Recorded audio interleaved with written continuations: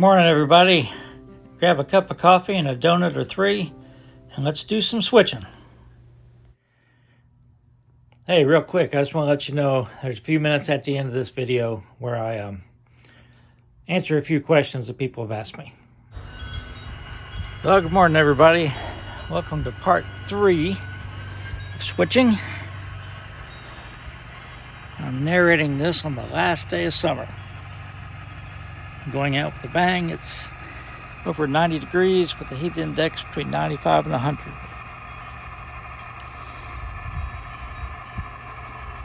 Big cold front coming in tomorrow. Tomorrow's high is supposed to be about 70.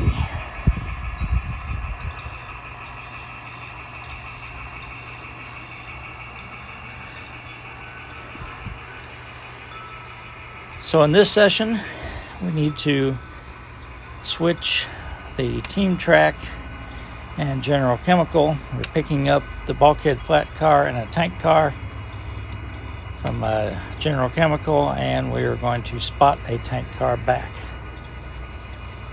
And it's always difficult to film that. I like this view, but where the camera is located back against the backdrop and sort of angled away from me, I can't really see to zoom it very much, so sometimes it gets a little far away.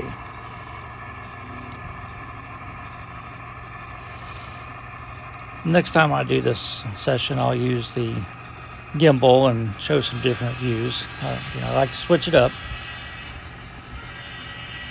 It's almost like we're standing on top of the water tower.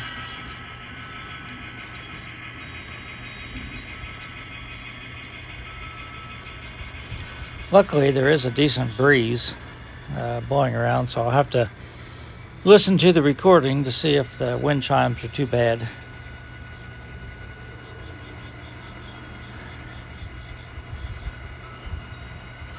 All the animals are conked out in the house because it's so hot, except for Tux. He's prowling around out here.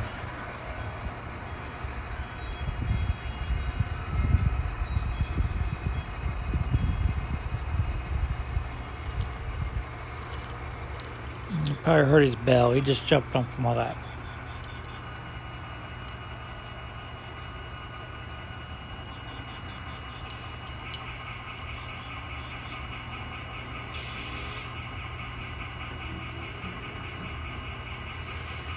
Oh, Ferdinand's pawing at the door. He wants out, so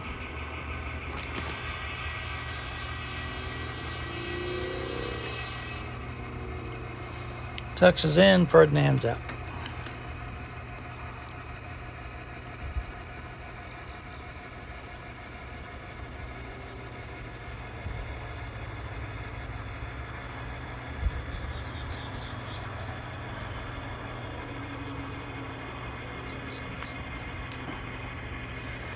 So since we're going to have to run around the train in the next session, we're going to go ahead and pull these cars all the way up through the crossover, put them on the main.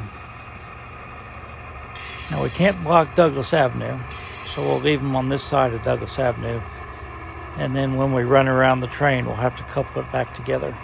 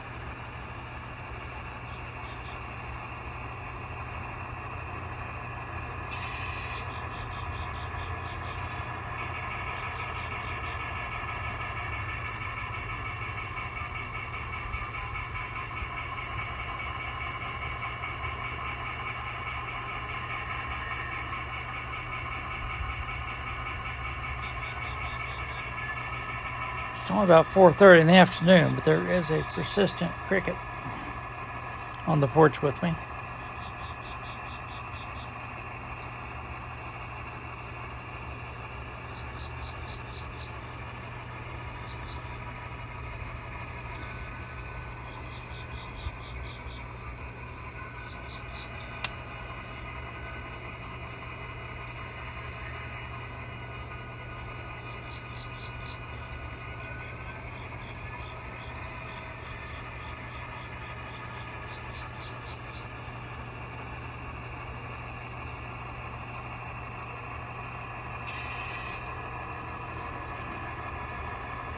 I showed you the books that I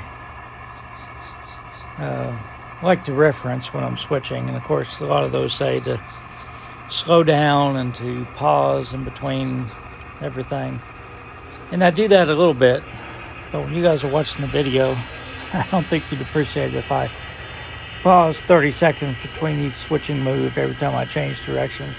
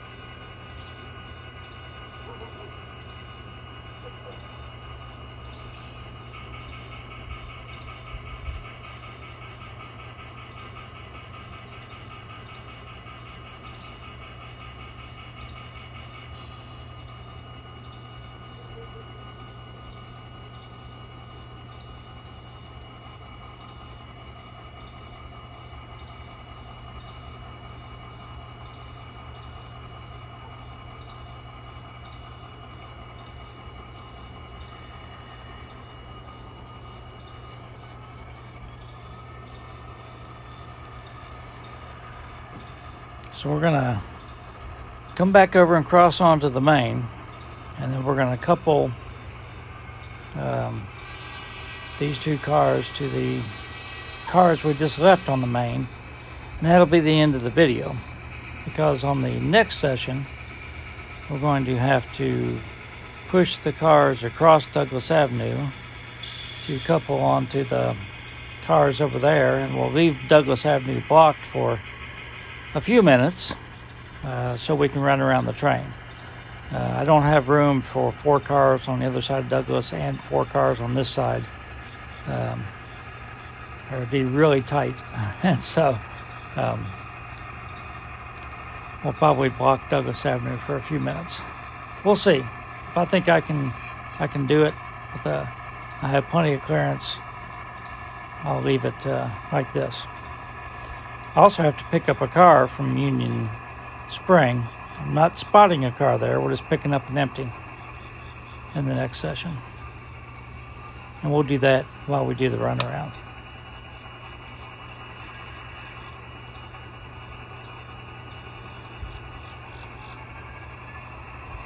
That's another reason I hope not to have to keep Douglas Avenue blocked for very long. But the residents of this end of Chillicothe are pretty used to it, to be honest with you. At least they were, not now.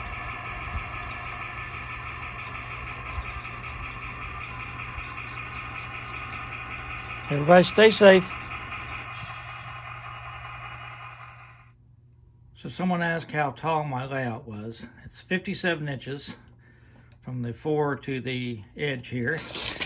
And I'll go, my gap between the upper valance and the lower valance on Oak Hill is about 11 inches.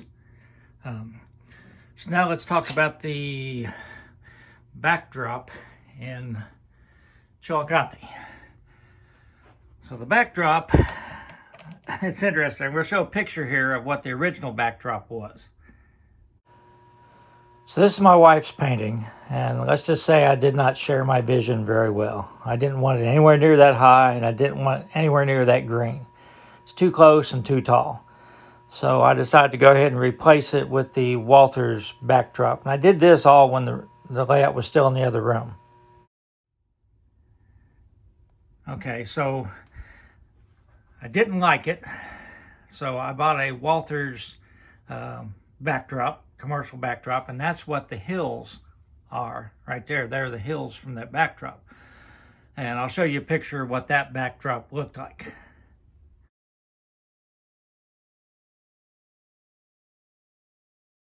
Right here. So I built Oak Hill. I used a Faller product, or Faller, however it's German, it's F-A-L-L-E-R. And it is really tall. They give you like 30 inches of sky or something. So what I did, I didn't need it. So I cut it off, and where the sort of backdrops met right here, I thought, well, that just doesn't look good at all. So I used the extra sky. I peeled the other backdrop off, the Walthers backdrop off, and I cut out the hills with an X-Acto knife, and then I glued them to the Fowler sky. So the sky blends a lot better. And then I actually took some white spray paint, because the edges didn't match up perfectly. I took some white flat spray paint and sort of tried to blend the edges together a little bit better so you didn't notice them. Because I was having different pieces pieced together. So that's about my backdrop. So now let's talk about the crossing signals. So I'm going to have to, I know the crossing signals themselves are NJ International, but I had to get something else to power the, well, they're powered by a little, just a MRC power pack, 12 volt, the straight DC on the back. But the flashing unit is by another company, so let me dig that out and tell you what that is. The flashing unit is by Azatrax, and it comes with train detectors to where you can make them go on and off automatically, but I just really did not want to do that. And so I just have a regular old switch here, toggle switch, and turn them on and off, and basically they just stay on most of the time, you know. It was fairly expensive, so you might be able, since I didn't use the detectors that came with it, maybe you can find something else. It's just the flashing unit would be a little bit cheaper. But anyhow, that's what I use for my flashers. All right, and the last thing I'm going to talk about is the comment on the bobbing cars. So one guy said that he knows people that just really super weight their cars. They follow the NMRA standards and then add 1 ounce extra per car. So this is a 40-foot microtrains box car, and it weighs, you know, it's supposed to weigh 1 ounce, according to this. Now, what it's saying is I should have to add, I would make it weigh double the amount. I'd make it weigh 2 ounces to follow those guidelines. I don't know how much that would affect the pulling power. I mean, I may play with it to see if, because this is a car a friend of mine gave me. I had actually weathered this back in the 80s, and then when I got out of N-scale, he gave it back to me when I got back into N-scale. So this has not had any modifications done to it. So I may make it weigh to 2 ounces and see what it does. But I'll keep you posted on that. So everybody stay safe.